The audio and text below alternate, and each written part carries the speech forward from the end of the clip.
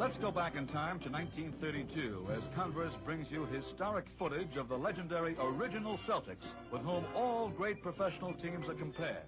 We have now taken over your radio.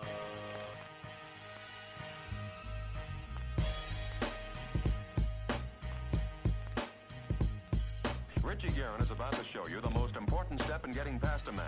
It's the first one. And Oscar will inbound it. The men in green, the Milwaukee Bucks, that's Alcindor against Bellamy. It has Jordan. Allen shakes free, gets two! Gilmore on Stop!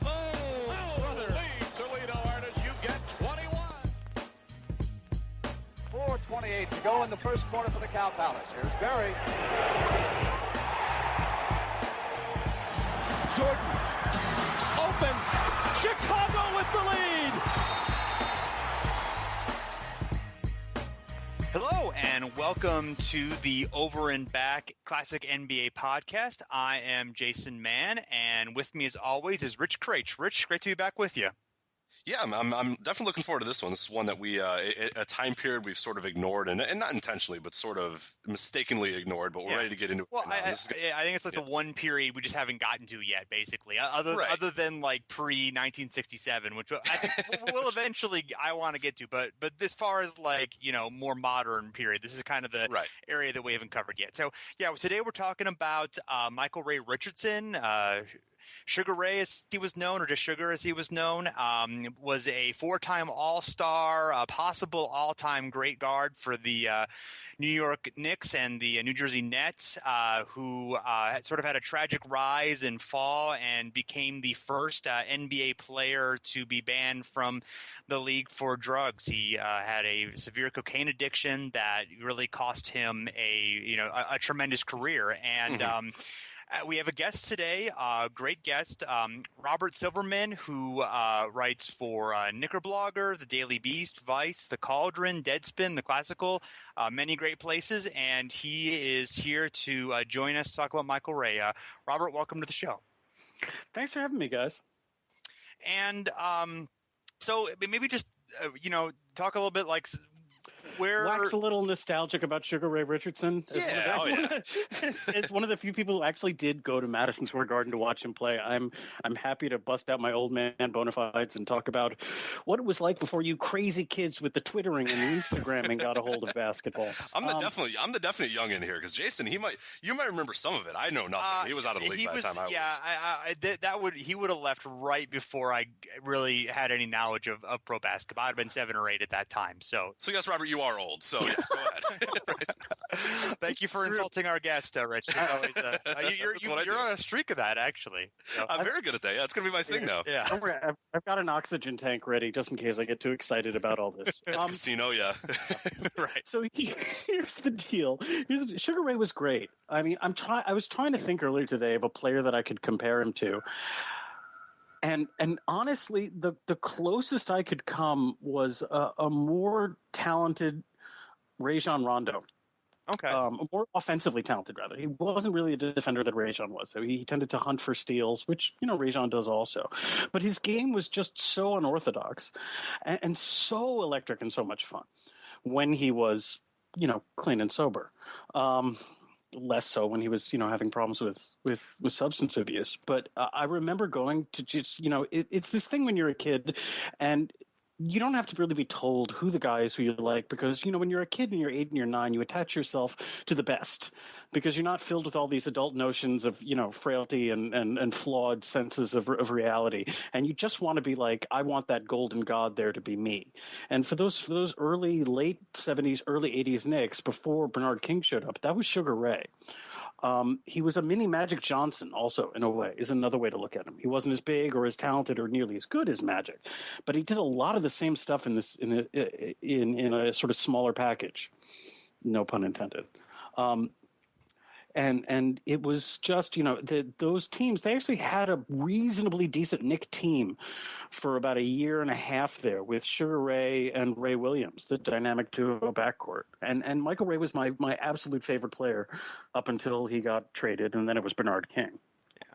So the drug issues really weren't really known about until after he left the Knicks, right?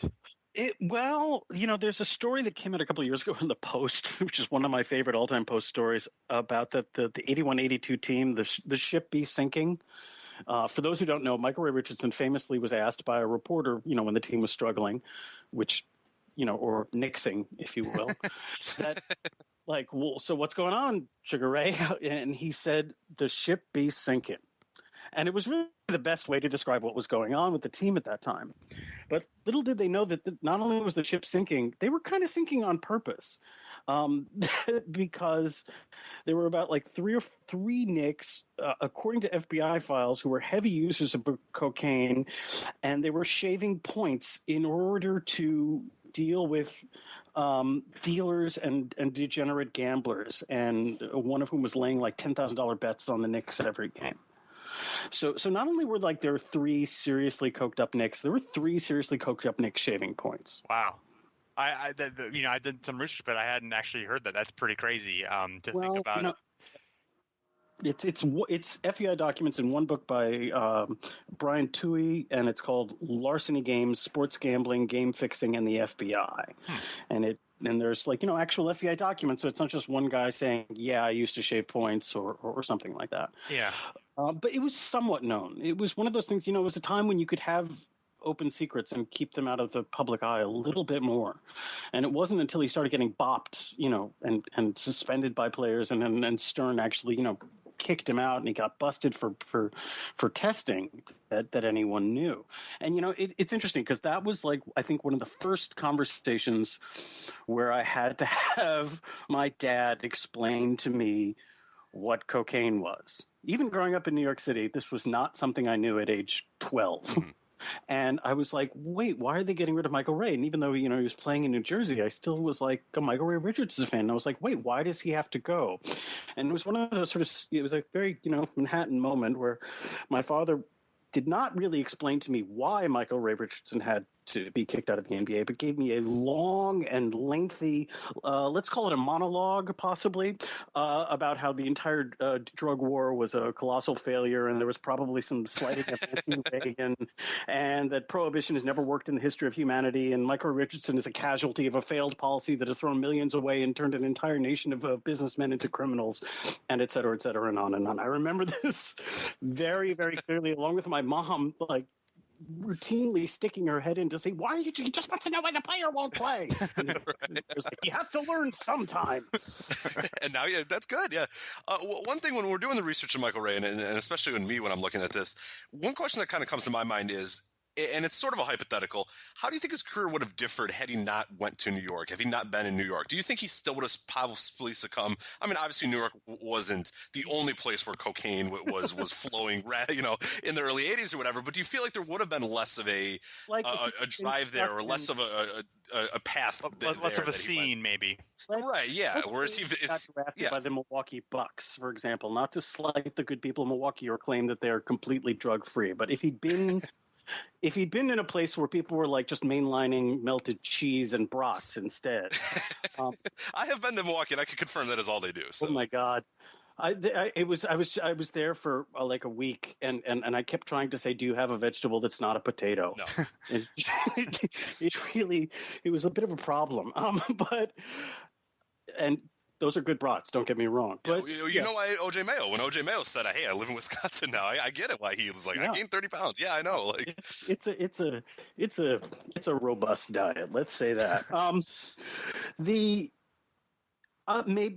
honestly no. I think I have some personal experience with this, and an addict is going to be an addict no matter where you put them. They're going to find. I wish I could say otherwise. Well, maybe if this. An addict will find a way. And it really doesn't matter where they are, or they'll find something else to get hooked on. Again, maybe melted cheese. But, an addictive personality doesn't change by your location. It's not just that it was New York, it was readily available. The fall might not have come as quickly, and he might have been able to hang on a little bit more if it was slightly less available. And I wish I could say otherwise. But, the guy has turned his career around, and he has turned his life around. And I'm all for addicts' recovery stories. Absolutely. How would you kind of describe his style of play? It was sudden. I think is the best word that I can come up with.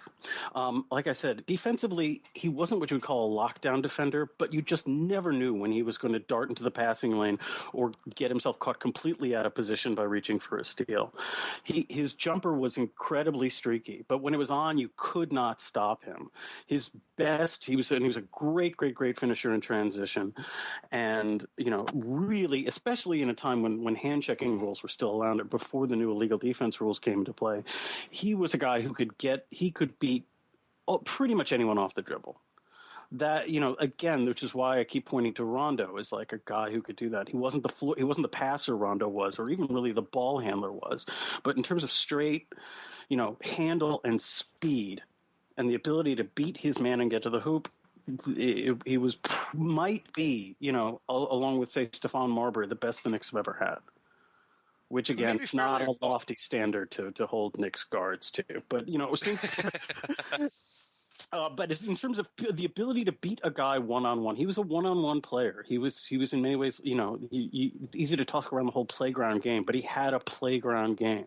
There was no fear, and sometimes he would crash miserably. But when he was on, it was just beautiful. Sudden. I'm going to stick with sudden as the verb of And fairly or unfairly, he's always sort of linked to Bernard King, obviously, because of being traded for him. In your mind, of somebody who's kind of grew up watching both of them, what are the kind of the comparisons of the two? We sort of think of them as a lot of times when we think of one, we think of the other. When we, how similar were their games? How similar were their mentalities? And how much did they affect their teams when they either went or, came or left or what have you? It's interesting to think because they were both kind of – Bernard is very different. Bernard was a great transition player, but – those Hubie Brown Knicks played at a snail's pace.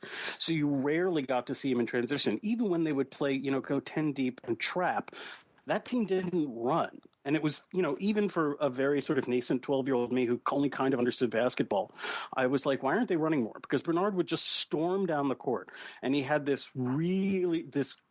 think there's an NBA highlight package where Hubie's, kvelling as only Hubie can, like he's watching like a grandchild like walk for the first time or just got like a really good corned beef sandwich at the deli, about him having just this quick dunk. And it was like that. You would see him streaking down the court, and he wasn't like, an electric leaper or anything, but suddenly it was like wham, a two-handed dunk that would end it on the break. And that turnaround jump shot was unstoppable. He shot, I think, 570 or there around as a 6'6" low post guy, shooting mainly turnaround and like step back jumpers from the post. And the Knicks office was the Knicks have had a dump the ball into their chief scorer and stand around and watch offense pretty much since the Frazier-Reed people left. And sometimes, it's worked sort of with Ewing and it worked sort of with King, just because King was, again, unstoppable. There was in the '84 playoffs, he took a team where his second best player was probably Bill Cartwright, and he was surrounded by like Rory Sparrow, Trent Tucker, Ernie Grunfeld, and Ken the Animal Bannister, and took the '84 Celtics to 7 games pretty much on his own. I loved him. I loved Bernard. It was just automatic. But they were very, very different players. You never knew what you were going to get from Micheal Ray. And I don't think his teammates were really very confident in him as well. And then is that the question? I kind of rambled there. Yeah, that works. That was great. I should have gone into the second person like Hubie and been like, okay, you're Bernard. So kind of talking a little bit about sort of like there's a lot written at the time and since then about, the effects that cocaine had on the NBA, both in terms of just how it affected the players in the league that had issues, how it affected the perception of the league.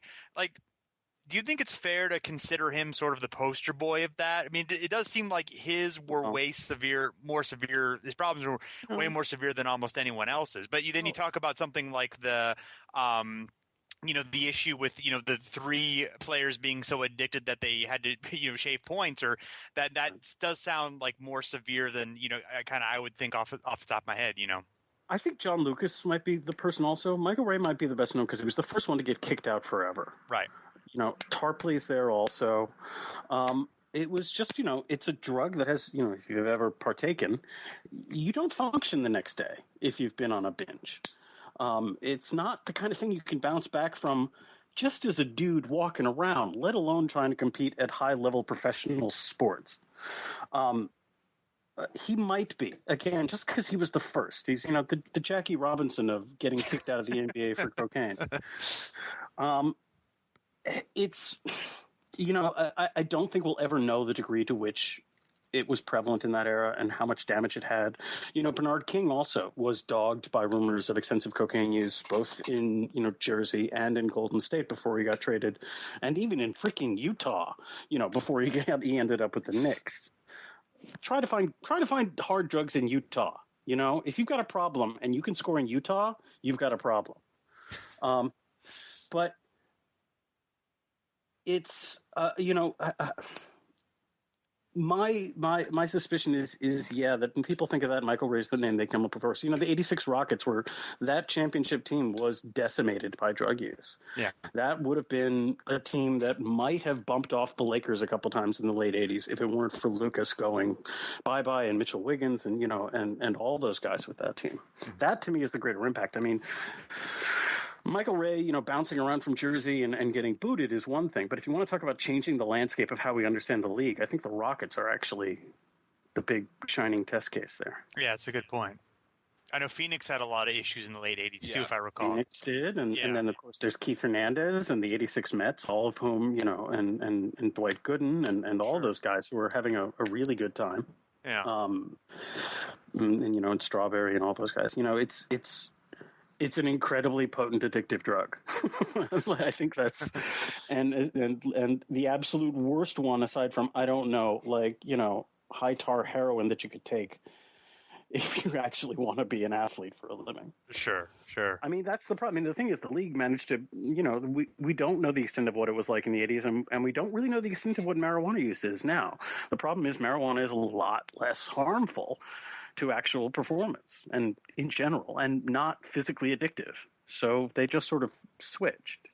Players have, dealt with it. Players used to smoke in the 50s, and who knows how much that held the game down. Smoke, freaking cigarette. Yeah, obviously that would affect just the athleticism of the people, and obviously we know the athleticism in the 50s isn't quite what it is now. So right, but I think the fact that Tommy Heinsohn and Bob Cousy were copping a butt in between quarters. Yes. I mean, now we just had Vlade Divac doing that, which all praise to Vlade Divac for keeping up that spirit alive. Absolutely, yeah. So we had a couple of, unless I don't know, Rich. I was going to go to the Twitter questions unless you had. No, that's perfect. Let's go. There was one, and I'll switch this slightly from Stingy at I though. He asked, I know that dude. Yeah, I like that dude. He asked, what was his best line in one game? And I'm going to sort of extend this to what is a notable game, not necessarily the line, but what's just like a standout performance or two that you can think of, when you kind of look back on his career. You get the joke there? What was his best line? Yes. It's the funny. He made a drug funny. It's subtle. What was his best? I mean, the game that I actually remember more than anything is when he not the game, but the entire series he had when he and the Nets knocked off the defending champion Sixers in 83, 84. It's actually when he was gone. Yeah. And he was off. Again, that Sixer team was pretty much the same team that won the title. I mean, Moses was, a little bit off from where his peak was, and Dr. J was continuing to go down, and Tony was, was injured a lot. But again, he took a team with Mike Jaminski, and Buck Williams was the only other, guy he had going with him. Right. And there was, Bernard's brother, and I think Foots Walker was still on that team. I mean, it was a ragtag collection, and, he absolutely destroyed that game. I can't remember the actual scoring line, but I think he had at least one or two double doubles in that series. Yeah, he performed very well, absolutely. And then is Paul J. Casey asks, can you get Converse to bring back those sweet leather Chuck Taylor style sneakers he wore? Any memory of the Chuck Taylor sneakers that Was there anything that added to his appeal for you? I think Paul Casey is not to dispute the great Paul J. Casey, who was my college roommate. But Paul J. Casey, I don't think he wore. Did he wear the Chucks? Did he wear the Larry Bird? He might have worn them later, like with the Nets, though. I'm not sure he actually wore them earlier. But I found an oral history of Chuck Taylor's, and he is quoted as actually did. He had a signature leather Chuck Taylor's for 1995 pair. I think you can get them. I mean, look, in the future, Will Smith manages to buy a pair in iRobot. So I don't know why Paul J. Casey, if that is his real name, can't manage to locate one. Yeah. And no, I don't. I do, though, have a pair, if you'd like. I do have a pair of game-worn Bill Cartwright short shorts. Purchased on eBay. I will take those. Yeah. I will have those if those are available. So. No, you can't have those. No. I'll trade you Charles Oakley. I have Charles Oakley game-worn ones. I'll trade you for that. Think about it. All right, I'm going to think about that. All right. I've got the short stuff. I mean, I've got the nut hugger. I don't actually have them. Okay. Well, they're not getting my rights. I have photographs of them. I actually wore them. I was playing. I was playing in a pickup game before the Sloan conference at MIT, and I just wanted to let everyone know that I'm not good at basketball, and I'm not good at basketball. So I wore the Bill Cartwright game-worn. So they're also, Robert Silverman game-worn shorts. That adds value, I'm sure. Which is way more important then. I mean, let's be honest. Yeah, but did people. Cartwright ever co-author a book? No, that I know of. Maybe he probably did. I don't know. But Yeah. But but I do have Bill Cartwright game-worn from the either somewhere between 1979 and 83 season, when the Knicks did have those wacky maroon and blue uniforms with a name underneath the number. Those are the ones that those are from. Nice. I own that. That's my best jersey possession. I also have a Danilo Gallinari Armani Jeans uniform. Those are my two. That's me splurging on the eBay late at night when I'm like, I wonder if they have a Danilo Gallinari Armani Jeans uniform. That's awesome. And then buy now like a fool and regretting it 2 seconds later. But yes, I'm sorry, we got completely lost. Next question. That's okay. I believe that's a stand. The one thing I wanted to mention in that spin thing is that Micheal Ray said that he had to wear orthotics when he wore Chuck Taylors. So, which shows you the value of those as a basketball shoe.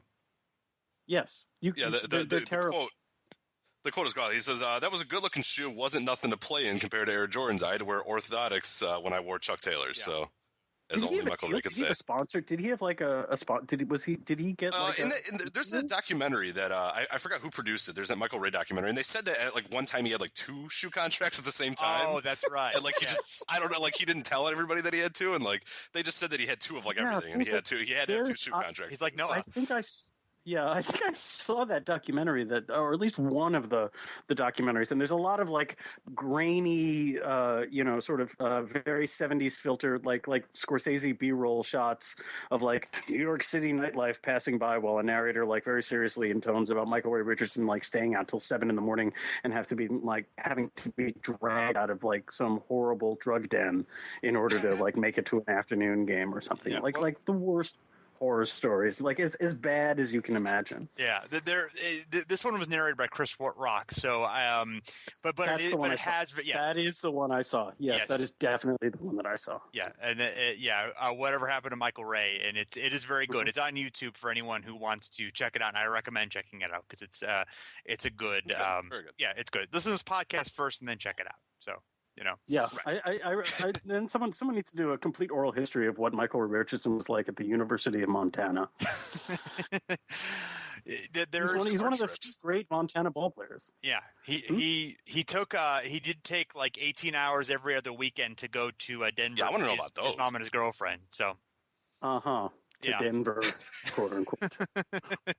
There's a lot of air quotes when you're talking about Micheal Ray. Yeah, but look, I would have loved to have seen, and I've actually searched YouTube for this, is clips of Micheal Ray playing in Italy after he got banned, when he supposedly was, when he was a dominant player. We'll have to send you. There was actually a few that we found that we unearthed, and he's okay. I mean, he's fine. Yeah. He's kind of like an old man at the YMCA against. I mean, he sort of plays like that a little bit, where he plays like a 38-year-old dude that's just sort of like hanging out at the YMCA, and he's still really good, and you can tell that he has raw skill. He's very grounded though. But no, it's pretty interesting to see it. They're definitely fun. Yeah. You know who's going to be a great 58-year-old YMCA ball player? Possibly the best one, and it's not Paul Pierce. It's Carmelo Anthony. Carmelo. Oh yeah, he's going to bust you until he's 60. Yeah. Yeah, he's going to do that. His game won't really change that much from what it is right now, especially with him trying to gamely struggle forth on a 4-19 team with a knee that clearly needs surgery and a back that is slowly degenerating. It's going to be a smooth transition into YMCA ball player for Melo. As you can see, the years of Knicks fandom has made me a touch on the pessimist. Well, it hasn't been the best day for Knicks fans, so I'm personally myself. I just want to report that I have never gotten into a fist fight with any of the Knicks, nor yelled at Melo or Tim Hardaway. Just to clarify. Well, that's good. And any reports that you've read to the contrary, about me and Melo beefing, they're not true. Okay. Don't believe the lamestream media about that. That's fair. We'll talk about it once you get off the air, or once we disconnect. Yeah, I mean, Rich and I do complain about I've Rich let a lot of rebounding reports a from lot. people I trust, so yeah. Why don't you grab a damn rebound, Jason? Come on. I mean, That's my favorite part of that really story. has slid in the past few shows. That's my favorite part of that story is the fact that it's Melo and Tim Hardaway yelling at each other about defense and rebounding. Yes. It's off the scale on the irony meter. It's like if anyone would know about how not to play defense or rebound, it's those two. That was actually an okay rebounder, but that was I'm just sitting there wow. I mean, and again, it's unnamed sources. I personally blame Jason Smith, who I blame for everything. I think either Jason Smith is the source or it's Tim Hardaway Sr., who's had to listen to hours and hours of phone calls from Tim Jr. I'm basing this on to clarify, I'm basing this on no actual knowledge, information, or sauces, but this is purely my humor-based speculation about who it might be. Well, that's probably Jason. That's the best kind. Oh, good. All right, Robert. Well, thank you so much for joining us to discuss Micheal Ray, and Rich and I will be back in just a little while to talk more about his career.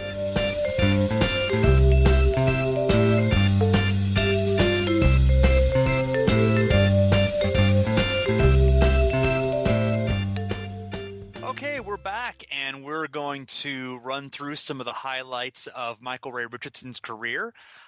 He grew up in Denver, was one of 6 brothers and sisters, was considered the man of the house. Some of this is from the documentary, of course, that we talked about earlier, and definitely kind of grew up. Even I think caught one of his sisters smoking marijuana and made it clear to her that that was not going to be accepted, which of course makes his later drug addiction ironic. Went to the University of Montana. And he was recruited by Judd Heathcote, who was the University of Montana coach, would later become the Michigan State coach and Coach Magic Johnson as well in college. And apparently he was one of 3 Micheal Richardsons that were at the University of Montana for around the same time. Only 2 of them stuck. Michael John and Micheal Ray, and of course Micheal Ray became the major star of that group. And he had he was very close to his mom, very close to his family. He drove 18 hours every other weekend to see him and his girlfriend, who he married when they were in college. They had a child, I think, during his senior year, so he started his family early. And then after he was drafted, the first thing he did was buy his mom a house. So a very family-oriented guy, kind of considered, sort of soft-spoken and sweet, and maybe a little bit naive, maybe a little bit easily led astray, I guess. You kind of get that. But he was big for a point guard, especially at the time. He was 6'5", 190 pounds. Big for that position. This is he was drafted in '78, so a year before Magic was drafted. So Magic had yet to show up and revolutionize the NBA and make us think, okay, yeah, big guys can actually play point guard. But right. No, and you get that idea when you mention the naive part about Micheal, or when you sort of watch videos and read interviews and stuff with him, you sort of get that idea, and it's in the nicest way. It wasn't I don't want to say dumb, but sort of, you know what I mean, where he was a little bit. I'm trying to figure out the right word. You sort of get this in the interviews too, and the coach talks about it too. Judd Heathcote. In Montana talks about when he was leaving, he said, "Hey, Michael, I'm leaving," and Michael goes, "Well, you can't. Like, you need to stay. Like you and I, like, you're a father to me." And he's just talking about, like, he's like, "Well, I don't know what to tell you, man. Like, I just yell at you to, like, play defense. It's not what fathers do or whatever." And then he says, "Well, you have to realize I don't have a father." Or whatever is Michael Ray's kind of quote, and that always kind of stuck with Judd to an extent. And he sort of said the same thing too, that Judd, that he was such like an open-minded sort of, he would be if anybody said, "Hey, come follow me," he was very trusting maybe in that way. It's not as much of an independent guy. I don't know exactly the right way to put it, but I think people kind of get the idea of what we're sort of talking about with this person. I just think kind of like a guy who could like a good enough guy who could easily fall in with the wrong crowd or get into trouble. Had just sort of like they talk about like him always like needing to go out and have energy and kind of being restless and a guy who has the attributes that can get into trouble, which he often did, especially as his career developed. But he started off the 78-79 season. The Willis Reed was actually the coach of the Knicks for the first 14 games that season. They had brought in Willis to replace Red Holzman. That didn't go all that well. They decided Reed was kind of sort of feuded with management, and there's a sort of an SI article from the time when Red Holzman comes back, says that he was told by the Knicks that the game had passed him by and that he didn't relate air quotes to the younger players. He was made a consultant but was never consulted, but then he took the job again. Also brought back Earl Monroe, who was 34, basically the last player from those great Knicks teams of the early 70s. They were basically long gone. They were around. They brought in Bob McAdoo, who was sort of like in a weird like middle transition period in his career between like being a star and then being a great role player for the Lakers throughout the 80s. Marvin Webster, who was a big man who had been, I think, a number 1 or number 3 pick a few years before, but was kind of a disappointment in his career. Ray Williams, who he kind of formed a pretty exciting backcourt with, and a handful of other guys. Spencer Haywood, who was sort of another like disappointing 70s guy who was a high draft pick who didn't really pan out like people thought he would. That kind of thing. So he didn't actually play that much. He only played 16.9 minutes per game. I guess he sort of had some conflicts with Holzman after Reed left. He thought, he was excited to play for Reed, who as a player he thought would understand him, but Holzman didn't seem to quite at least work out, at least not for the first year.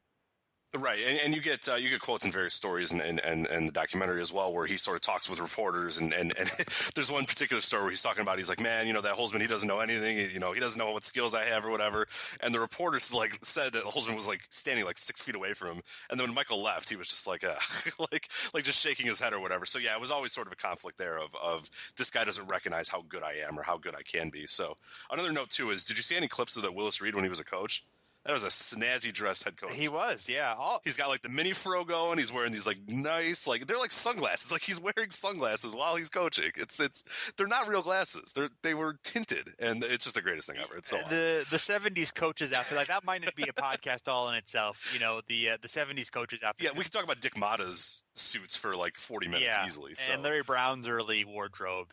Oh yes, oh yeah, and he had ruffles on his stuff too. Yeah, that's our next one. I don't care what else we were doing. Oh, Christmas. Whatever, that's done. We're doing the 70s coaches at time. All right, podcast. We'll mark that one down. In 79-80 season, they do improve to 39 and 43. They add Bill Cartwright, who was he might have been the number 1 overall pick. I forget offhand. Is Bill Cartwright the number 1 overall pick? I know he was high. Was he? Oh no, that would have Magic. So he couldn't have been number 1 overall. He was third overall. Pick overall. Okay. Yeah, I knew he was high. So, and then, you have Dave Greenwood. You have Magic Johnson, Dave Greenwood, and then Bill Cartwright. Yeah. So obviously Dave Greenwood, the best of the three. So. Obviously. So they had Richardson still, and Williams and Toby Knight. They had a couple of other rookies as well. Monroe that was his last season. He barely played. He played like a couple hundred minutes, I think. So that was basically the end. But that was Richardson. He was an all-star that year for the first time. Became apparently the first player in league history to lead the league in both steals and assists the same season. And I know you have a stat here of it was kind of interesting. I tried to look at that year that he had, which is an incredible year when you look at it, the numbers of assists and steals he had in that year. So I wanted to look at anybody who's had any years anywhere even close to that, where you have that combination of steals and assists. And turns out there's only one other person that's anywhere close to that, and it's John Stockton. From 80, what was the year? Sorry, I've lost it here. 88, 89 was the only guy to have almost cllose to the same steals and assists in the same year. And of course, as Richardson. Steals only go back to 74, so that doesn't count anybody before then. But still, that obviously in the last 40 years, that is an impressive stat. So, and he was known sort of as a flashy highlight player. He talked a lot of trash, including basically going into the locker room and telling Isaiah Thomas that he's going to whip his ass tonight, and then doing so. Isaiah would always talk about Micheal Ray as being like the hardest guy for him to deal with, He had a great ability to anticipate steals, as is shown in his, in fact, they led the league in steals so many times and had such great numbers. Of course, as Robert mentioned, probably also led maybe, as we know, guys who go after steals a lot can also often be caught out of position on defense. Sure. But certainly that the steals did help change the game and help the team, and just offensively just had a lot of ability to get to the rim in traffic, spin moves, changing direction, reverse layups. I kind of thought, like, looking at him, he kind of reminded me a little bit of maybe like a Dwayne Wade. Sure. Yeah, that's when you look at the stats too a little bit, where you have that sort of combination of not a great outside shooter at all, like pretty. I mean, from three, pretty bad from three, which Dwayne Wade obviously is a guy who's not that great from three, but a great driver, great at assists, great at steals. That's sort of a guy. I mean, obviously the height's a little bit different there, at least, relative to the league. But yeah, when I was watching the clips or whatever, it sort of did remind me a little bit of Dwayne Wade. I think that's a good comparison too. And one other funny note about that season that we're talking about, the 79-80 season, when he led in assists and steals, he also led the league in turnovers too. So that man was a part of most of, like, every possession. He was either stealing it, assisting it, or turning it over. Yeah. So that's good enough. What was his usage rate? Yeah, let's see what his usage. It was only 22.9. I mean, that's good, but not, that's it's not insane. More than average. Yeah, but yeah, he never exactly. That's not Iverson Kobe level, that's for sure. But that's quite interesting. Yeah, the lead in those three. I don't have it in front of me, but I'd be interested to see. Well, I mean, he's the only one who's led the only two, so I doubt. Yeah. I mean, of course, it does seem unlikely, right?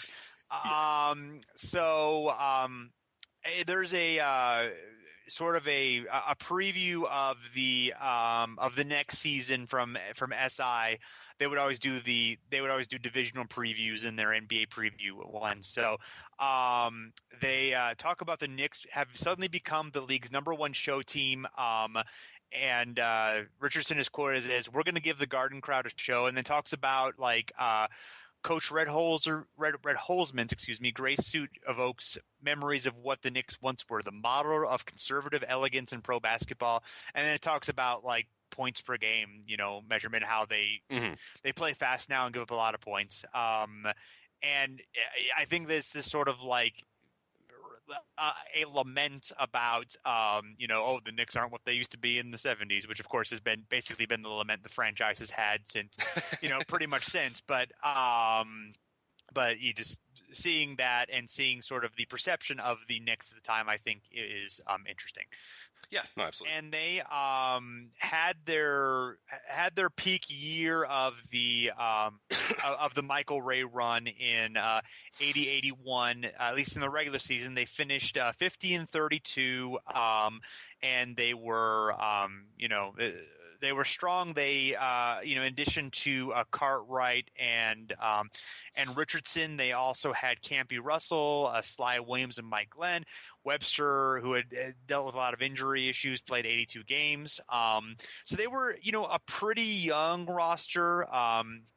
They still had Ray Williams, and so they were not like a whole lot of names that we would know now necessarily, but they guys who were definitely produced for them that season.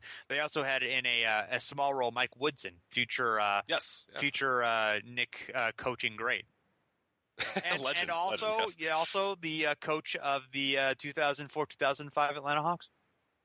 Oh, there it is. Okay, there it is. Bravo. But in the postseason, which I have for the first time saw the term mini-series referred to as the 3-game series that they would play in the first round during this era is referred to as a mini-series, which I very much like.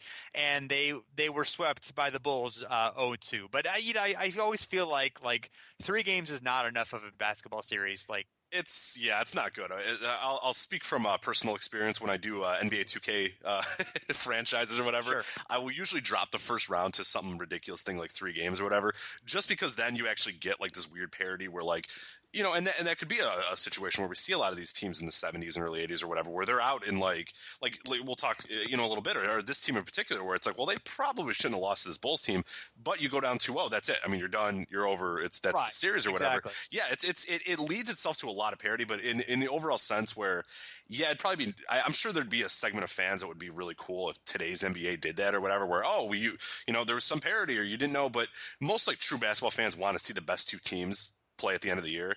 And don't care that, hey, the 8th seed doesn't have a chance of winning a playoff series or whatever. To us, it's just kind of whatever. But yeah, that this would lead that, there would be a lot of parity if we were doing 3-game series anymore. But exactly. It's probably for the best for now. Yeah, I agreed. I like seeing the best. I mean, I certainly I like a good upset, but like those upsets to be earned. It doesn't feel like a 3-game upset, right? You still have them, like the Warriors and the Mavericks recently, or things like that. Where the Memphis the Memphis Grizzlies. What was so rewarding about them a few years ago and them making it to the Western Conference Finals was that they weren't fluke little oh crap, we had 1 or 2 good games. It was no, we're showing you that we can we beat the Thunder, or we beat that's there's a lot of value in that. That's fun. That's more fun than a fluky we just kind of got 2 lucky wins against the team. But this Bulls team is pretty good. You know why? Because they had Dave Greenwood, sir. That's why they were. Oh, absolutely. And Artis Gilmore and Reggie Theus. Yeah. They were. But the number 2 overall pick, Dave Greenwood, was probably. Yeah, they were a 45-win team, so it's not like they were bad or anything. So it was a 5-4 upset. Yeah, 81 was the year where there was the that was where in the West that was just crazy, where there were the the Kings upset the Trailblazers, and the Rockets upset the Lakers, and then they both the Rockets and Kings, who were both they were either under 500 or they were 42-40. They were right around that same. They actually ended up playing in the conference finals, and of course the Rockets played the Celtics in the finals. So that was just there were upsets all over that year. Which is cool to an extent, but also, it leads to a lot of weird, Western Conference finals where you're just really? It doesn't feel earned. It doesn't feel earned when you in just a 3-game series. A 5-game series, okay. But I like them all being 7-game series because, and like I said, there have been enough 8 beating 1 that's happened much more regularly recently where, those – it doesn't feel like it doesn't happen enough where it's impossible to do. Obviously it's happened, so it's not impossible. But so another kind of a preview of the next season is talking about this is another one of those basketball used to be better back in the day. Is what's right is the raw material on hand. What's wrong is a dearth of fundamentals. Without improvement in that, more bounce passes, goddammit. Yeah, exactly. Without improvement in that department, 7'1" built Cartwright, Campy Russell, Micheal Ray Richardson, etc., will again be no more than an exciting team that falls out of the playoffs early. Because they didn't that Jerry Sloan team they had fundamentals. Dave Greenwood fundamentally sound. Micheal Ray Richardson, not so much. Too showy. Right, Artis Gilmore. I mean, if you need a just nice back to the basket hook shot or whatever, that's Artis Gilmore. There you go. So, And that's why they won. And then they lost. They got swept by the Celtics, unfortunately. Yeah, but we're just gonna eliminate. 81 Celtics were pretty. They out fundamental. There you probably, go. Yeah, I'm assuming. yeah. I don't know, but I'm guessing. Yeah, I'm sure there's a lot of good bounce passes there. Just a lot of good chest passes, Right, chest pass. I mean, just all they ask is chest. You just want to pass to the chest, just back and forth chest passing. That's my idea of great basketball. There's 4 corners and chest passes. That's how NBA is meant to be. There you go. So. Yes.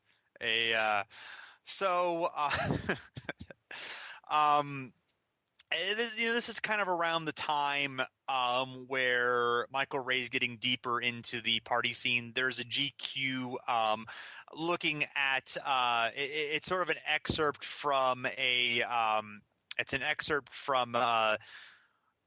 book called Bigger Than the Game by Michael Weinreb, who talked about the idea of 80s creating the modern athlete, looking at Bo Jackson, Brian Bosworth, Jim McMahon and other players, and there's a small portion excerpt from Micheal Ray, basically just like describing that it was not uncommon to see his Mercedes 450 SL with the word sugar engraved in gold on the stick shift, parked outside of Studio 54 or near the infamous swingers club known as Plato's Retreat.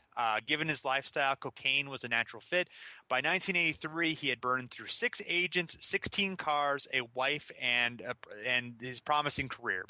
Basically, all of those things. He just totally just kind of showing hey, this is the amount of success. And there's another Grantland feature that describes things very similarly. Also talks about looking at his highlights, describing him as someone who put Magic Johnson but on fast forward, and also describing him as serially high strung. He never lifted weights as a player, and he was so shaken by losing that his teammates would have to calm him down afterward. So just kind of getting a little bit more into his personality. And you guys kind of have a little bit of where he sort of stacked among the point guards that were, similar to his era. Oh, yes. Yeah. So you look at a little bit of Micheal Ray compared with point guards or guards of his era. And we meant to talk a little bit with Robert in the top of the show about this, but we ran out of time. But it's a very interesting era for point guards in general, because you're seeing a weird change in the guard. Obviously, Magic Johnson's coming into the league at the early part of this point. Isaiah Thomas is coming into the league. There's also still some older guys. We'll go over in a little bit, but you still have some of the older, folks you get a Tiny Archibald is still sort of hanging around a little bit.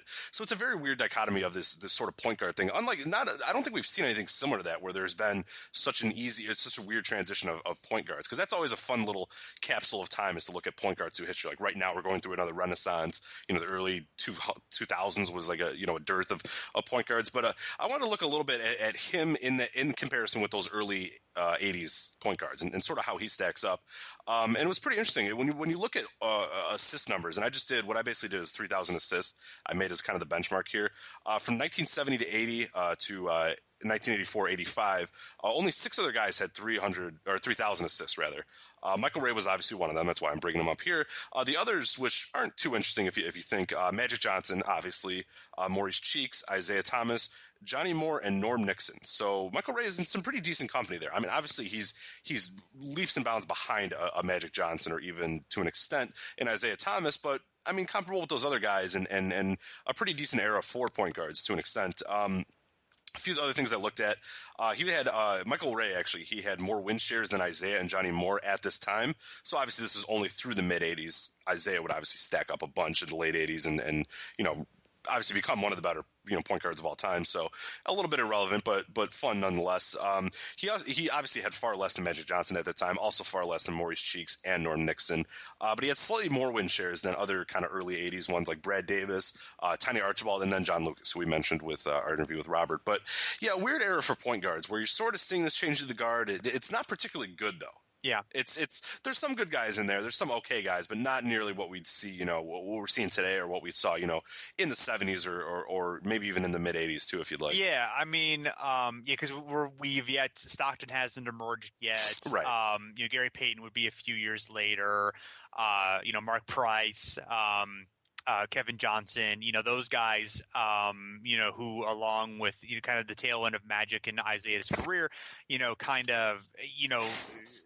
we led to a number of pretty great years for point guards, and obviously Magic and Isaiah are at elite level. And honestly, Maurice Cheeks is a guy I think who isn't necessarily the name, but if you look at how he performed, he was definitely he's better than I think his reputation. Yeah, he comes in a lot of these when I do a lot of play indexing stuff for all these shows. He's a guy whose name always comes up no matter what, especially when you add any elements of assists or steals or something. He's always up there near the top. Yeah. It's pretty remarkable. And was an efficient scorer and and part of some really good teams and a four-time All-Star too. So, yeah, I mean, but kind of giving a sense of kind of the company that Richardson was keeping, and bear in mind this is of course he's performing well for a lot of this time, but there's a couple of years where he just completely falls off just because of the drug habit that he is dealing with. So those probably if he hadn't have had that issue, he probably would have been at a higher level. Maybe not not to Magic's level, but I think right there underneath. So, yeah, certainly. So the 81-82 season, they follow up the 50-win year with a 33-49 campaign. They get older. They add Maurice Lucas, who of course was one of the key cogs in the Blazers dynasty, but kind of bounced around a little bit after that. Randy Smith, who had before AC Green had the consecutive games record, but was 33 at this point. Paul Westphal, who was 31, who only actually played 18 games that year. So basically they're they get older and they get worse. Adding the experience has not helped them. They lost Ray Williams and Mike Glenn, who were kind of two of Micheal Ray's best friends on the team. May have helped kind of keep him in line a little bit.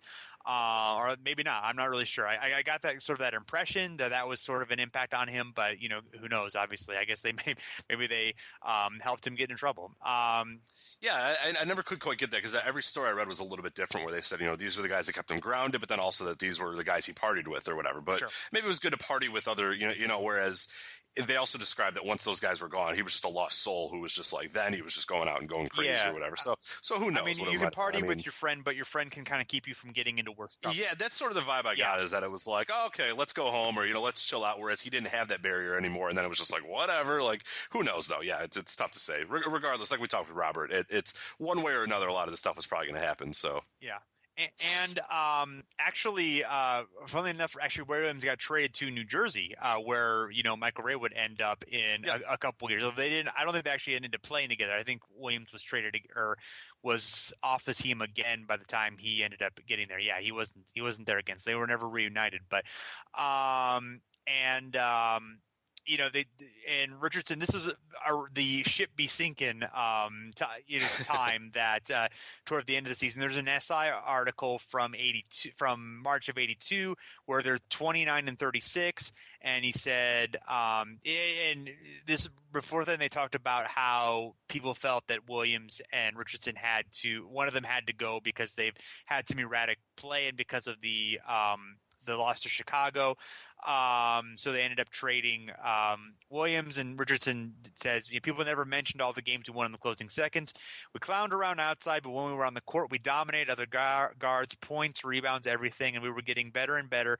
Management said they wanted to use, but then they traded Ray and brought in people twice his age. So that's why we're 29-36 today. Ask anyone in here, and they'll tell you the same thing. And if they don't, it's because they're too scared to open their mouths. So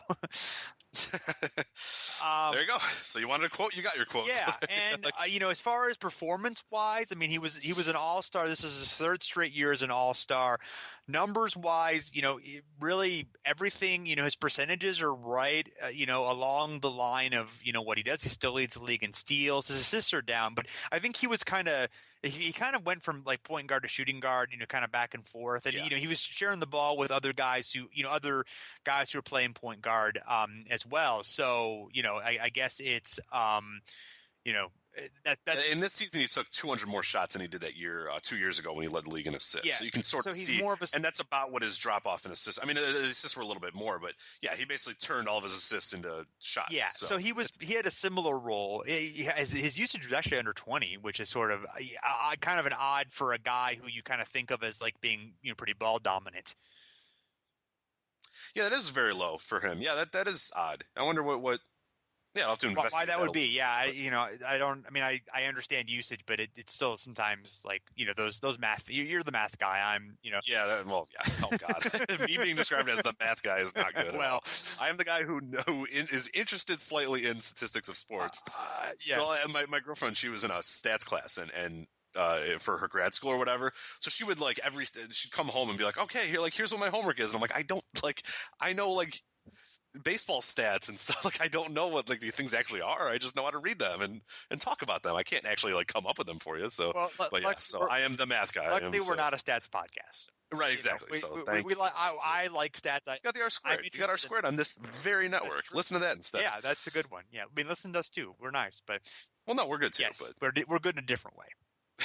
Right. So, and then after the off season, he ends up being traded. Well, he has I guess the timeline is that the Knicks signed Bernard King to an offer sheet, and then at the time there were still compensatory rules for free agents. So eventually they work out a deal, or the commissioner rules on a deal that Richardson ends up being the compensation player for Bernard King to the Golden State. Either way, he ends up at Golden State. He does have a training camp under new coach Hubie Brown. That was the last season for Red Holzman, and they do not get along well, and he's shipped out, so he starts a new era in Golden State.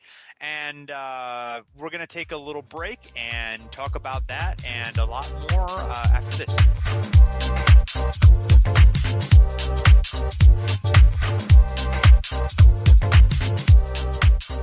All right, and we're back here talking Micheal Ray Richardson, and now we're talking about his era, so to say, quotes in Golden State. One thing before we get into that, though, I wanted to obviously in our interview with Robert, we mentioned that he's sort of always linked to Bernard King due to the trade, the compensation trade, whatever it was. But essentially, Bernard King comes into the Knicks, Micheal Ray Richardson leaves, so they're always sort of linked of post, Micheal Ray Richardson, pre, Bernard King, whatever. So I wanted to look at the comparison of the two and see who got the better of the deal, quote unquote. So I looked at basically 1982 to 1986. Obviously, during some of these years, there's a little bit. I mean, obviously you have Micheal Ray who has his issues and is sort of in and out of the league, but also Bernard King misses an entire year with injury during this. So it's a little bit interesting to see sort of how they both sort of related. But Micheal Richardson during this period, he averaged 16.8 points per 36, 7.4 assists per 36, 5.2 rebounds per 36, and then 11 value over replacement player, which is a nice little nugget that Basketball Reference recently added, which I'm very happy about. And then a 16.5 win share. So I want to look at how they compared to Bernard. And interestingly enough, obviously Bernard King, 27.6 points per 36. That was his deal. I mean, obviously he was going to be a great scorer, but assists, 2.9, so way lower than Micheal Ray. 5.4 rebounds per game, slightly above Micheal Ray, but like 0.2 above. But very interestingly enough, value over replacement player, Bernard King, 9.3. compared to Micheal Ray Richardson's 11. But what's even more interesting about that is how much it varies from win shares, which is kind of one that we like to use at this site, and how Basketball Reference obviously does a great job with it. Interesting to see the sort of the difference here is that Micheal Ray Richardson, 16.5 win shares, Bernard Robinson, 26.7 during this time. So almost 10 wins better, but on value over replacement player, you have Micheal Ray Richardson at a little over 2 or a little under 2 above Bernard King. So what does it all mean? I don't know, but interesting sort of relationship between the two, but both kind of good at their own thing. It probably shouldn't be compared as much as they are or looked at, because there are very different players, but that's sort of how we in sports world do things. Is this guy got traded for this guy, so thus who got the better of this deal? Who won this trade? But obviously there's a lot more to this. It wasn't a straight up trade in the most obvious sense. Yeah, I mean there was a reason Micheal Ray was going on elsewhere, and there's but right. I mean, it is interesting because, of course, they kind of had, at least their teams had some battles over the next couple of years, and they both had sort of parallels in that they both, by 84, 85 are like absolutely huge emerging stars who have overcome obstacles. I mean, I guess they're in their prime by then, so that maybe not emerging, but they're like, guys who were just like really great at that point, and then Sugar Ray has his drug issues and is out of the league very quickly. Bernard King has an ACL tear and misses almost 2 whole seasons, and then sort of is able to and just kind of shatters what the Knicks are building as a team.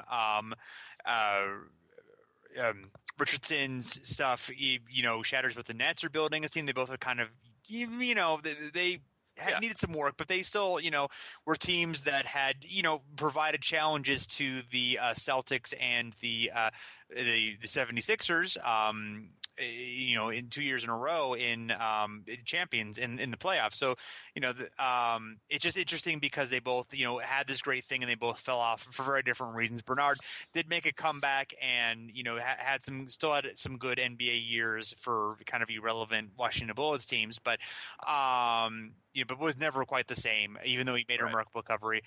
Richardson was never played in the NBA again, but he did actually have like sort of an interesting career overseas. Yeah, was it like 15 years? Some ridiculous number of overseas years. 2002. I mean, he lasted without a significant injury, which is pretty amazing. So, anyway, but before we get there, I mean, he did not last in Golden State very long. 33 games, as a matter of fact, in the 83 season. He basically at first he refused to report there. He ends up renegotiating his contract, and it's the last season for Al Attles as a coach. So Richardson has a fondness for driving longtime coaches up. He does. He's the Darren Williams of right. Exactly. Yeah. So.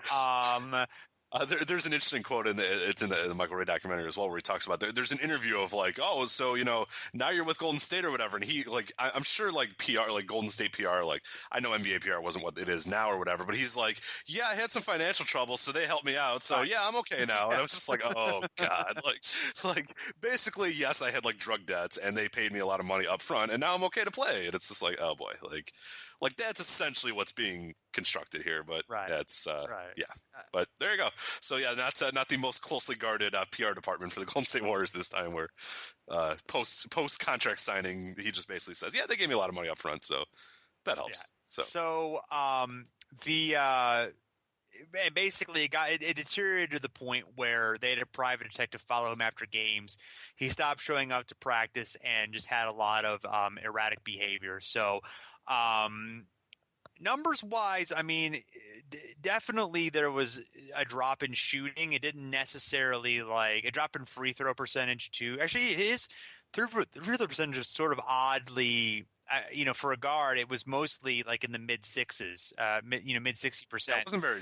Yeah, I mean, his career high was 76%. I guess 78%. His final season, so it got a little better here and there, but. I mean, other than he just plays fewer games and fewer minutes because, he's in and out of rehab and dealing with things.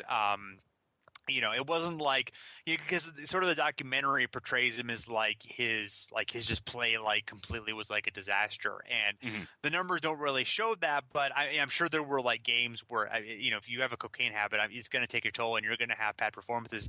And his PER definitely dipped, for a couple. I mean, it was below average in 83, splitting between Golden State and New Jersey. It's sort of back up to average the next year, and then he has a really good season after that. But so. It is he doesn't seem like a disaster when you look at the numbers specifically, but obviously there's either there's other things going on too, and it may have just been he had good performances mixed in with bad, and it was sort of erratic performances. Certainly, yeah. So he's traded to New Jersey for Sleepy Floyd and Mickey Johnson. Larry Brown is their coach, and he actually had roots with Larry Brown growing up in Denver, so they had a previous relationship. Tim Bassett, a former player, was sort of hired to watch him, and he, basically it sort of falls. Larry Brown actually drove him to a clinic in New Jersey, and Larry heard him tell whoever was there, but basically he was freebasing a couple times a week, which Robinson didn't consider that Richardson, didn't consider that much. Which just a few times a week. So, but he ends up performing fairly well. I guess because he has a stint in rehab, he ends up performing, I guess, okay. They make it to the playoffs, but Larry Brown basically leaves for Kansas with 6 games left in the season. They finished 49-33. Like, you just can't imagine like an NBA coach leaving. Understanding that Kansas is like a premier college program, and the Nets are like a backwater of the NBA at the time, and the NBA is nowhere near what it would become. But that's still like just such a bizarre thing to have happen, even by the standards of Larry Brown. Right, and really quickly here, I just wanted to break down Larry Brown's. I called it Larry being Larry just to kind of, and this isn't counting his college stints, which aren't as crazy, but he has 3 obviously different college stints, including currently coaching at Southern Methodist University. But here's Larry being Larry. Just a quick breakdown of how many years and what team he was with. So we had 2 years with Carolina in the ABA, 5 years with Denver in the ABA and NBA, 2 years with the Nets, 4 years with San Antonio, 2 years with the Los Angeles Clippers, 4 years with Indiana, 6 years with Philadelphia, 2 years with Detroit, 1 year with the Knicks, and 3 years with the Charlotte Bobcats. So Larry Brown. Everybody. That's leaving 6 games with left in the season is pretty that's not good. You can't do that. Yeah, well, I mean, he was, and he ended up, coaching for what, 7 other NBA teams after that. So it was he won a national title with Kansas, I believe. Yeah, he did. Yeah, and so good for him.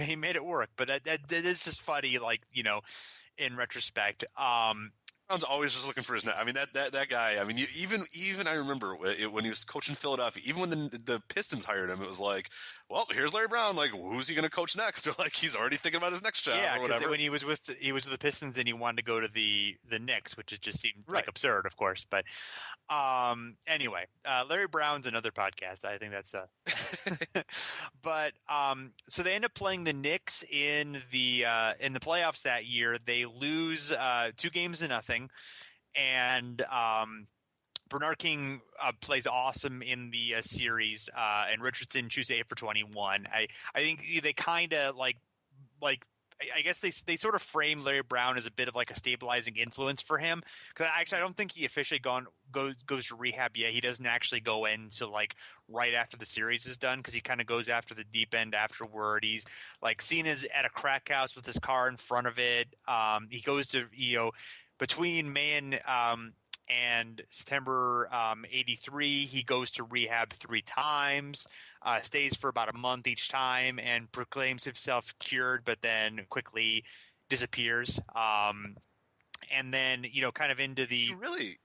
sorry not to interrupt, but you really see sort of a pattern here of whenever he's abandoned, or when people close to him leave, that's when it just goes crazy. Like, you have obviously, his coach leaves, from college, and it's a big deal to him. I mean, obviously not as much of a drug-fueled problem, but then you have, his teammates get traded, his favorite teammates get traded, and then he goes crazy. The Larry Brown goes away, and then he goes. It seems to be a pattern of abandonment, and it could be related to, obviously, he mentioned, to his coach in Montana or whatever, that, I had no father or whatever, he's always sort of, it seems like he's always reaching in, and the people closest to him, whenever they go away, it's like, that's, now it's on, and now the problem goes from, a 5 to a 10. And then it's, Right, exactly.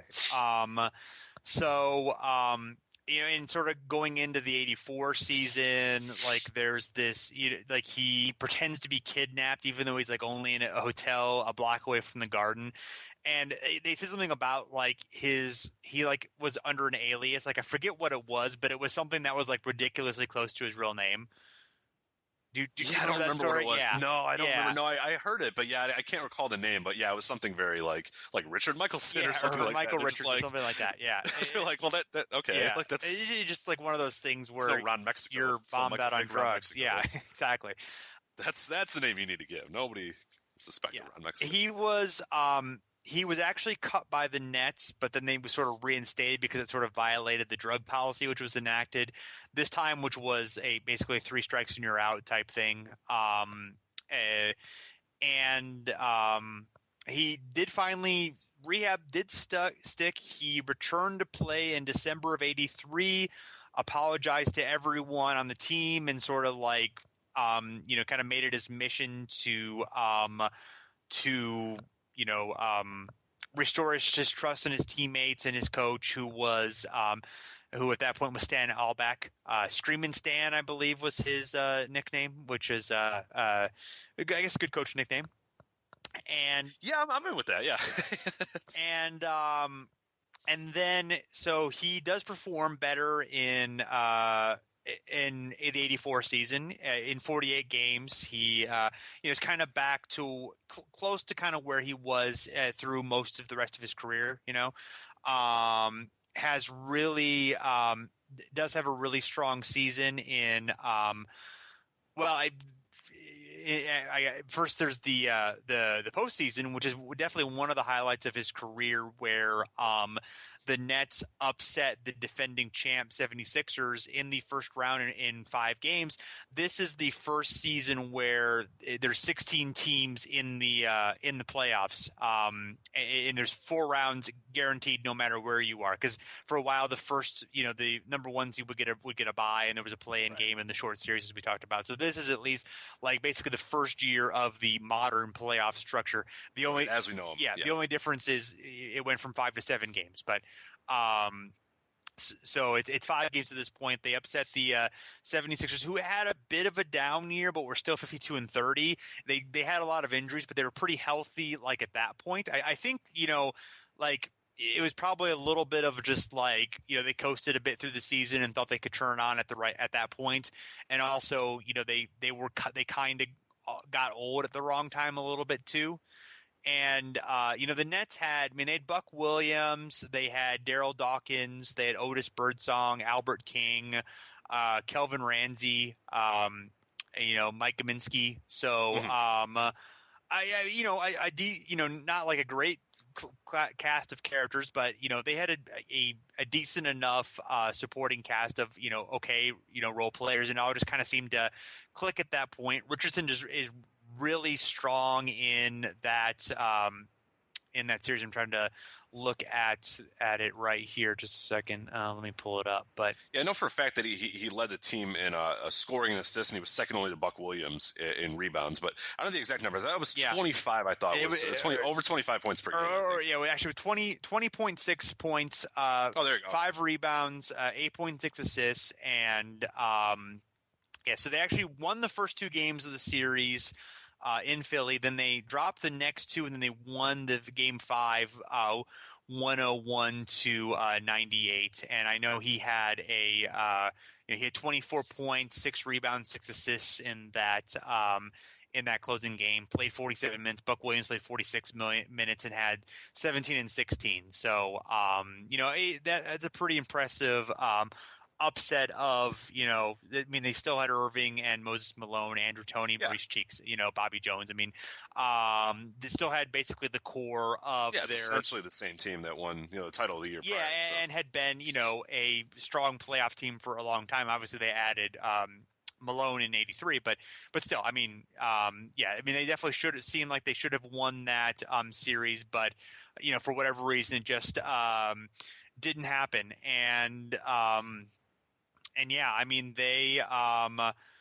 There's an SI article about, this is actually before the series was done, but it was the Nets were up 2-1, and the teammates were less enthusiastic at first, but there was a quote from Albeck that it was like he'd conned us. He had to win our respect again, not once but 2 and 3 times, and said that he reacquired his self-respect and sense of dignity.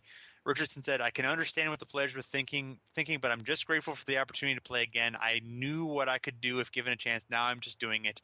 And he had, he just really played well. He also, Maurice Cheeks tried to defend him, but he was 4 inches shorter, and he had tendonitis in his right knee, so he just had like sort of a difficult time in being able to defend him. So moving on to the next season, they are 42-40. They fall to the Pistons in the 3-0 in the first round, but Richardson gets his last All-Star appearance. He's the comeback player of the year, and this is also the season of the classic Christmas Day game, most famous, I guess, for Bernard King scoring 60, obviously, but the Nets actually win the game, and Micheal Ray leads a comeback win with having 36 points. So kind of like, we talked about the King Ray, Richardson trade, obviously, already, and kind of talked about their paths, but this is kind of like maybe the watershed moment for them both, kind of at this stage of this career before, like right on the main stage or whatever, on Christmas stage. Because King is injured in March of '85, and Richardson suspended in February of '86, so it doesn't last too much longer, It's really, and I do definitely recommend people kind of check it out.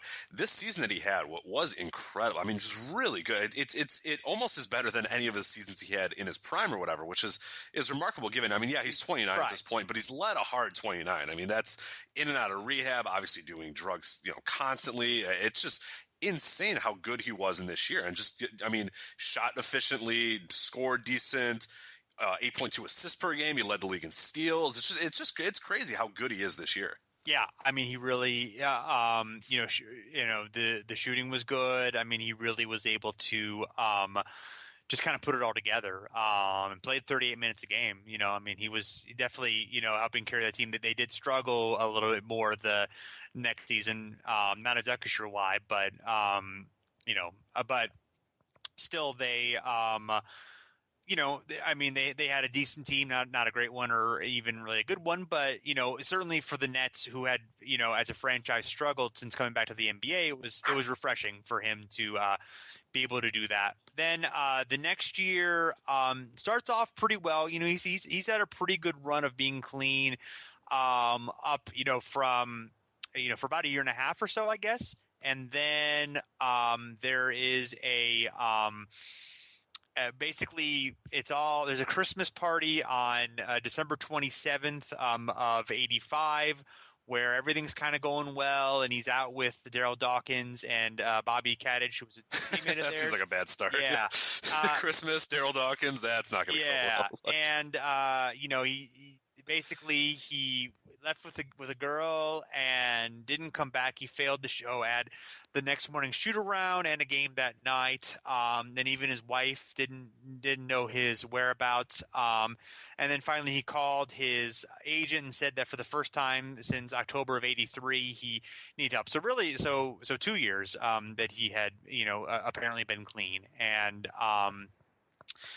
then he finally had a third drug test in, I believe, March of '86, and he also was caught breaking into his ex-wife's house. I guess was arrested right at the same time. So, and then at that point, he was banned for life from the NBA by David Stern, who said that he said that was the hardest thing that he ever had to do as commissioner. And that was the end of his career in the NBA. But, there was some good news afterward. He never did make it back to the NBA. There was apparently some negotiations in '88 about possibly returning to the 76ers, but he wanted a 2-year deal and they offered him only 1 year, so he decided to stay in Europe. He kind of bounced around between the CBA, the United States Basketball League, and then ended up playing European ball until 2002. He was 46 years old and stayed healthy during that time and, was able to make some money. He said that he held no ill will toward David Stern. Basically said, he didn't ban me, I banned myself. He said he helped him get job opportunities. He was, for a while after his playing career was done, he worked as an ambassador for the Denver Nuggets. He also coached for the Albany Patroons of the CBA, and also he had a bunch of different. There was I'm going to look it up real quick. The different coaching stops that he has had because. Oh, I think I have them right now. I was actually up there. Yeah. The Oklahoma Cavalry and the Continental Basketball Association, the Lawton Fort Sill Cavalry, which is apparently another CBA team as well. And also the London Lightning. I guess it moved to the PBL, the Premier Basketball League. Oh, which is Canada and United States, Canada, and Puerto Rico. So it's sort of the CBA's replacement, I guess. And then he got in a fight. I'm remembering got ejected and started. There was a Grantland piece on that talked about that, and just I guess there was some shady shenanigans involving a referee, and maybe one of the games was fixed, and some who's betting on PBL games? Like, come on, what's wrong? Now you're a degenerate. Like that. Like you're betting on and then the London Lightning of NBL Canada. So. Where he has been, I guess he left in 2014 looking for an NBA job, and apparently nothing has come up as of yet. But there have been a number of profiles to sort of look back at what he's doing. He seems to have, I guess he was living in France for a while, and then eventually moved to Oklahoma, but has a family. Apparently has been clean for at least since the early 90s. And doesn't seem to dwell too much on the past. Seems to have enjoyed playing and coaching, all at different posts around the world. Some obviously some obscure ones, but seems to be reasonably at peace with everything that happened. So so good for him. Yeah, absolutely. And in a lot of the interviews you read, too, it seems like the banning from the NBA, while tragic, and obviously Stern said it was one of the hardest things he had to do, and I'm sure Michael at the time was just devastated or whatever, it seemed to have a calming effect on the rest of his life, because he seems like since then he has been pretty okay. And as he says, he has no ill will towards David Stern. He thanks him in a lot of ways. And really, it's interesting how sort of maybe it was a good idea to take him away from the travel or the big cities or that sort of stuff, where he could kind of go and he said, I mean, even there's an interview as well with the MSG network, and they talk about, going overseas. And he says, well, there's more drugs. I mean, it's easier for me to get drugs overseas. He says, I just don't want to anymore, which is interesting, because the interviewer goes, well, no, it's like New York, there's more drugs. And he's like, no, it was harder to find it in New York than it was in the city or in Europe. But he's like, once I got to Europe, I just didn't want to anymore. So it's very interesting. Yeah. Yeah. I mean, I mentioned that, being an ocean away from his problems did seem to help him. And, I don't know. I mean, I kind of think, the lifetime ban is really a 2-year ban, which also does seem Robert talked about kind of the lecture that his dad gave him about, like the war on drugs and how, prohibition doesn't really solve anything. And I kind of see that a little bit in the NBA, where, like, in a sense, maybe it helped him because he was able to sort of stay away from it. But although I guess like teams at some point would have stopped giving him chances. So maybe the same thing kind of would have happened on its own to a degree. Right. It's hard. Who knows what would happen alternately. And it's not like there have necessarily been a whole lot of bans. I mean, really, Roy Tarpley and there may have been a few, John Lucas, but there may have been a couple of others. But there weren't like. For what the problem of cocaine was perceived to be, it wasn't like there were a whole lot of guys who seemed to have a real hard time getting off it eventually, Right. So I kind of go back and forth on whether like that was like the right way to do it. Like from an image standpoint, the league, it was good for that, because it took away the image of the problem, and I guess it took away a lot of the substance of the problem to an extent. But it's sort of like. Whether it was really the best policy to deal with it, I don't know. It's hard to say. I mean, I guess there doesn't seem to be a cocaine problem in the NBA or a huge, recreational drug problem in the NBA, because, you don't see a whole lot of guys who exhibit the signs. You don't hear like stuff written or talk about, really there being issues in the league anymore. So that's obviously a good thing. So, like I said, it's sort of a mixed bag, I guess. Yeah, absolutely. Yeah. And it's funny. We've done, a lot of podcasts talking about, the 70s and the 80s or whatever. And it's just, it's amazing to me that, there was an era where it's just like a lot of times dudes might just not show up. Like one of your players just might not show up to the game. Yeah. It's just like, well, we don't know where he's at. Like that's, it's not like a one or two, like that happened a lot of times where they were just like, yeah, who knows? Like whatever. Yeah. Like that shows you how the professionalism, how much of a different. Right, or just like how different it is sort of today, and how maybe it obvious that it's not a quote problem, even if they are possibly delving in some recreational drugs or whatever. And this is a bigger discussion for a bigger day. But yeah, I think the overall big issue is probably away, but there's obviously still stuff. But People are going to use drugs if they can figure out a way to do it, if they like drugs. But yeah, it's not like an epidemic. Was it ever like really like an epidemic? I mean, there's like an estimate. I think it was from a Players Association guy from like '81, where like he said like 75% of the league was using cocaine. Like I can buy that maybe like 75% of the players actually like had used it at had done cocaine, but it's hard for me to believe that the league could have functioned with 75% being actual like drug users. I mean, there's no way guys could have, I mean, so I don't know. But there are some interesting thoughts there, I guess. Absolutely. That'll be our other podcast about drugs. Yes. Our cocaine podcast. How should America punish drugs? There you go. Or should they? That'll be our next podcast. Definitely. After these 70s jerseys or 70s coaches stuff, then we're going to get a little heady here and talk about. We will solve America's the war on drugs. America's drug problem. That's our 2 years. I can't wait. So I know you have a few other of the some stats and tidbits for us on Micheal Ray's career. So again, he's another interesting one who kind of is without many sort of comparisons, where a guy who keeps coming up is obviously a John Stockton, whatever. But when you look at the recipe or sort of what his game was very assist based, but it was also very points based and it was very steals based, which is interesting. You don't get a lot of guys like that. So I kind of want to look at a few other overall numbers and see sort of other people that rank even close to him. And interestingly enough, there's really not many other people. I mean, when you look at his career numbers, I basically looked at people that average 7 assists per game and 2.5 assists per game, and he was a little bit above both those. I think he was 2.7 and 7 point whatever, but he's the only player ever to average that over 7 and 2.5. So I decided to lower it to 6 assists per game to see if that would maybe open up a bunch more people. It opened up one guy, Jerry West, is the only other guy to have 6 assists per game and 2.5 steals per game. So again, interesting, kind of rare company for him to be in. If we make it 6 assists per game and then only 2 steals per game, we get 11 other guys. But again, this is not a huge list of dudes, and it's pretty interesting, the guys that are on this list. You have obviously a Stockton who comes up. Jerry West obviously would be there as well. Chris Paul is a guy who I immediately would come to mind when you think of assists and steals. Maurice Cheeks, Allen Iverson, Mookie Blaylock, Fat Lever, Johnny Morse, Slick Watts, Ricky Rubio, and then, of course, Micheal Ray Richardson. So definitely rare company for that sort of skill set that we don't really see. And especially for his size, too. When you look at the size of those other guys and then his size, it's unique.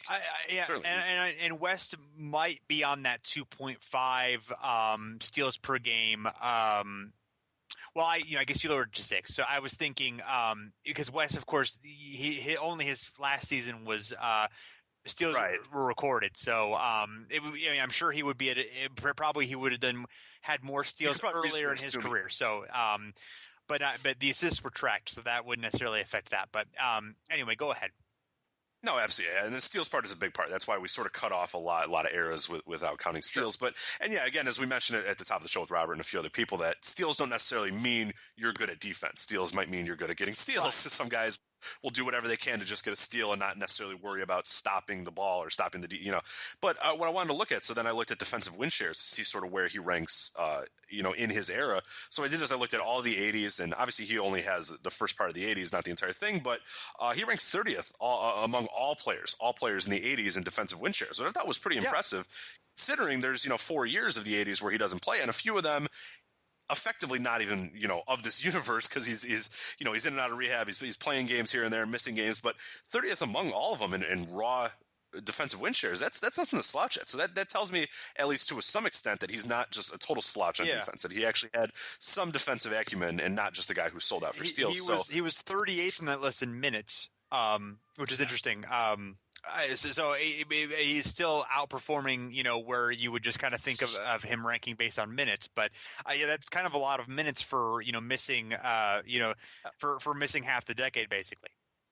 Yeah, certainly. And then last thing I looked at, too, was value over replacement player, which I mentioned that Basketball Reference recently added. And they have a good little glossary there if you're kind of curious on what goes into value over replacement player, what it all means and all that stuff. But essentially what we're going to use for this one is he was 19th in the 80s in value over replacement player, which is good. I mean, that is significant that you're talking about, based off this metric, he's in the top 20 of players who played in the 80s.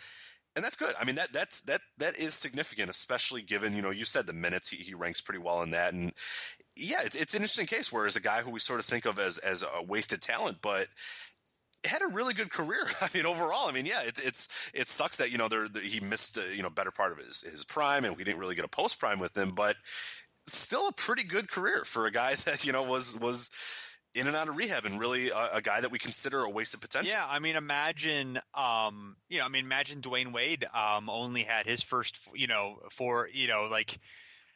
didn't have his LeBron years. I mean, essentially, like, had a career-ending injury or something like that. I mean, I think the early part of Wade's career is a bit stronger, but that's probably a similar comparison. If you're thinking about, Micheal Ray's career and, Wade only having 7 or 8 of, his career, that's about where you would kind of, think of where Wade, so that's probably a fairly good comparison. Do you happen to know off the top if King is ahead of Richardson in value of replacement? Yeah, let me fire that up real quick with their overall. Yeah, let me find out, because obviously what we did is we did a little snapshot of the early '80s, and Richardson was above him. But let me find curious out about the whole decade. Just was curious. Like I said, yeah, no, it's I got it. Great, I got it. The head-to-head, because I mean they play different positions, they have different roles, but I mean obviously they were traded for each other. So and the value replacement player, we'll try to kind of bring that all into one number. But so Bernard is 19.9. So I think that is, I don't have the raw number for Michael ahead of me, but I'm almost positive that is way less than Michael Richardson. Value replacement player does not like Bernard King whatsoever. From what I can tell. Does that have to do with the position that he plays? Is that?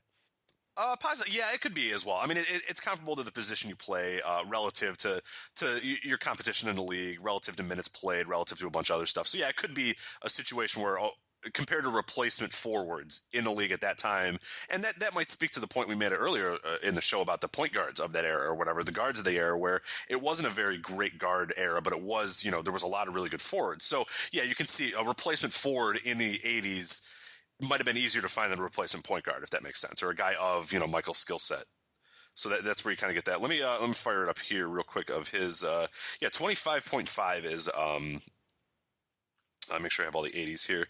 25 is his total for Micheal Ray Richardson. So yeah, definitely a little bit higher than Bernard King in that, but a win shares tells a completely different story. Win shares has Bernard King way above Micheal Ray Richardson. Yeah. So interesting what like I said, I don't know exactly what all that means, but it is interesting to just kind of see some of the different comparisons and just to see the way. I mean, because there's so many ways to evaluate players, obviously. So, and we don't have like days and days of footage of Bernard King and Micheal Ray at our fingertips.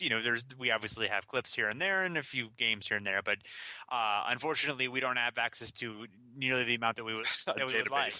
Yes. If someone wants, if some of the NBA wants to give us access to that database, we would only do it used for good, not for evil. Right, exactly. Like we're planning our Christmas episode coming up, and we're like, shucks, there's not that many Christmas. Like we just let us have every game ever. Yeah. I mean, it's not so much to ask. Every game that you have. I mean, No, I want okay. Well, I want fan cam footage of all right. Do you want a pony for Christmas too? Do you have one? I mean, I can see if I have a pony guy. She's the one. I want one. Yeah. So listen to this podcast. She's going to listen to this podcast and then demand you give her a pony. That's sad. Is she an avid listener or not? No, she's not quite. She's not quite at the age of ponies yet. So, or I don't know. Ponies are not a huge interest. So, loopsies, you're all over it. But ponies, you're not. What was it? Loopsies. Oh, it's a toy. It's. Do I want to know? I mean, I don't want to know. There's nothing wrong with it. It's a perfectly nice toy. How do you spell this? I'm looking this up right now. LALALOOPSY. Oh, yeah, okay. it's kind of like I don't know what you'd compare it to. I mean, it Oh, I see them. yeah, Okay. I mean, they're little girls' toys. They're Cabbage Patch Kids of their day, basically. Yeah, they're probably they're scary enough to look like Cabbage Patch Kids. Yeah, they're very scary looking. I don't know if I like them. Well, okay. I won't be getting any for you for Christmas. Yeah, okay. Well, yeah, please don't. Right. Yeah. So if that was your Secret Santa gift for me in our game that right. we're playing, yeah, that we're doing, right? Exactly. Well, the game that we just entirely made up right now. So yes, the two members of the podcast are going to have a Secret Santa for each other. So anyway, I think it's good. I don't care well, it's not too late. There's still a few shopping days left. So, all right. Well, anything else, Rich?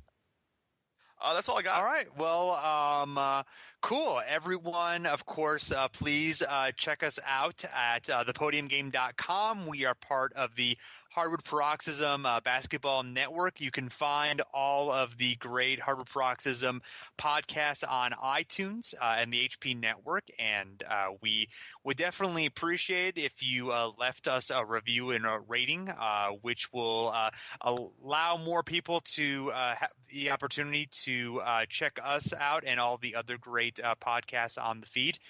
You can follow us on Twitter at Over and Back NBA, and the same place on Facebook. And it'd be great if you got any feedback for us, whether if you want to hit us up on Twitter or Facebook, or leaving a comment on the post at the Podium Game. Those are all good ways to let us know what you think of what we're doing. If you have any ideas for players you'd like us to talk about, games, eras, what have you, that's a good way to do it. So certainly.